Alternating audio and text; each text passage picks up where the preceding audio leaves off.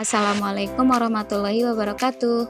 Untuk pertemuan kali ini, kita akan membahas tentang struktur yang ada di dalam teks berita.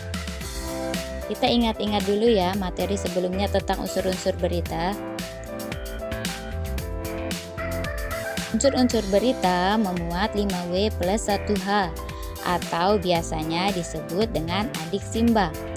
Adik simba itu memuat apa yang sedang terjadi, siapa yang mengalami peristiwa itu, di mana peristiwa itu terjadi, kapan peristiwa itu terjadi, mengapa peristiwa itu terjadi, dan bagaimana proses terjadinya peristiwa tersebut.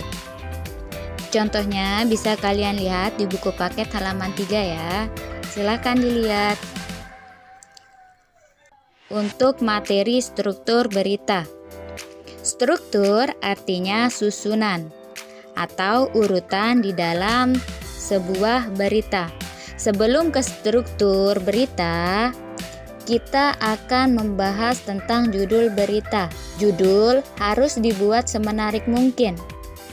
Judul merupakan kata kunci yang mewakili keseluruhan isi berita. Sekarang kita membahas langsung ke struktur berita ya. Struktur berita ada 3, yaitu kepala, tubuh, dan ekor berita. Struktur teks berita bentuknya seperti piramida terbalik. Bisa kalian lihat di gambar ya. Kepala berita merupakan bagian awal berita yang biasanya terletak di paragraf pertama dan kedua. Isinya berupa fakta-fakta terpenting tentang berita. Kepala berita yang ideal biasanya akan memuat unsur-unsur berita berupa 5W plus 1H atau adik simba. Selanjutnya tubuh berita. Tubuh berita biasanya berisi penjelasan dari 5W plus 1H atau adik simba yang berada pada kepala berita di atas.